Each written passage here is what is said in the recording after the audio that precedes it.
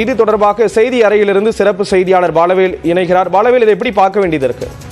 ஒரு முக்கியமான அரசியல் நிகழ்வு. சரத்குமாரினுடைய அரசியல் அப்படிங்கிறது நீங்க குறிப்பிட்டது போல 2007 அது அரசியல் கட்சியாக உருவெடுப்பதற்கு முன்னதாகவே அவர் பல்வேறு அரசியல் இயக்கங்களோடு தொடர்பில் இருந்தவர் தான்.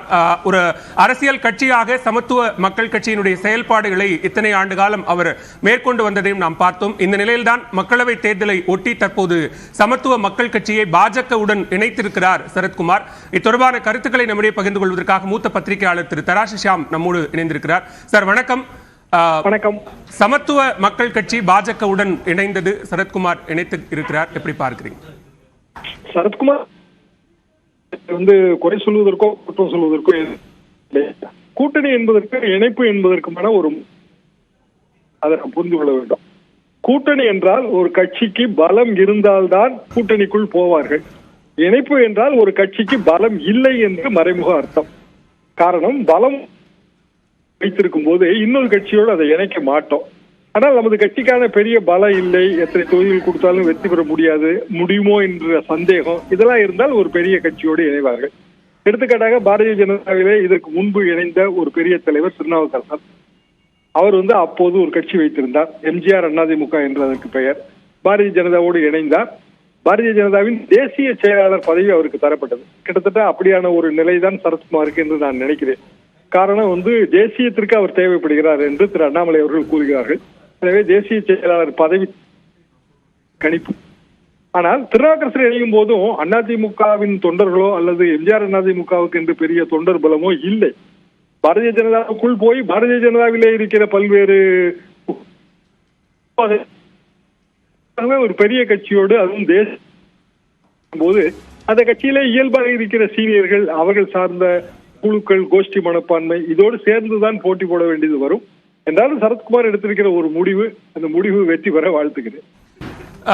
மிக குறிப்பா நீங்க சொன்னது போல வேற மாநிலங்கள்ல நிறைய நடந்திருக்கிறது. ஆனா தமிழ்நாட்டில் 1-2 சம்பவங்கள் தான் அது போல நடந்திருக்கிறது. தங்களுடைய இந்த நாடாளுமன்ற தேர்தல் கூட்டணி தொடர்பான பேச்சுவார்த்தைகள்ல கூட தங்கள் கட்சியை பலப்படுத்த வேண்டும், சொந்த சின்னத்தில் போட்டியிட வேண்டும் அப்படிங்கிற முனைப்புகள் அதிகம் காட்டப்பட்ட நேரத்தில் கட்சியை பாஜகவுடன் இணைப்பது என்கிற அந்த முடிவை சரத்குமார் எடுத்திருக்கிறார் என்று சொன்னால் அது பலம் இல்ல, கட்சியில போதுமான அளவுக்கு அவருக்கான தொண்டர்கள் பலம் இல்ல அப்படிங்கிற முடிவாத்தான் அதை பார்க்க முடியுமா?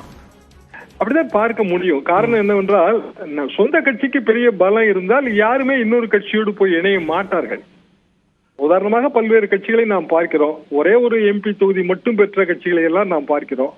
ஆனால் அவர்கள் அந்த மேஜர் பார்ட்னரோடு போய் இணைகிற முடிவை எடுக்க மாட்டார்கள். அப்படியான முடிவை திரு சரத்குமார் அவர்கள் எடுத்திருக்கிறார் என்றால், அதுவும் அவர் அதிமுக எம்பியாகவும் இருந்திருக்கிறார், பல்வேறு அரசியல் பரிணாம நிலைகளை எல்லாம் தாண்டி வந்திருக்கிறார். ஆனாலும் ஒரு மேஜர் பார்ட்னர், அகில இந்திய அளவிலே மேஜர் பார்ட்னர், தமிழ்நாட்டிலே அந்த அளவுக்கு வாக்கு உயரவில்லை. ஆனாலும் சரத்குமார் பேசும்போது என்ன சொல்கிறார்? தமிழ்நாட்டில் பாரதிய ஜனதா ஆட்சி மலர நான் பாடுபடுவேன் என்று சொல்கிறார். ஒரு டிஸ்டன்ட் ட்ரீம், ஒரு தொலைதூர கனவு. அந்த கனவை நனவாக்க வேண்டும் என்றால் கட்சியிலே இணைவதை தவிர வேறு வழி இல்லை. இன்னொன்று, அவருக்கென்று ஒரு எம்பி தொகுதி கொடுத்தாலும் அந்த எம்பி தொகுதியிலே அவர் வெற்றி பெற வேண்டும். இப்படி உண்மையிலேயே பல தர்ம சங்கடங்கள் இதில் இருக்கின்றன. எனவேதான் இந்த முடிவை அவர் எடுத்திருக்கிறார்.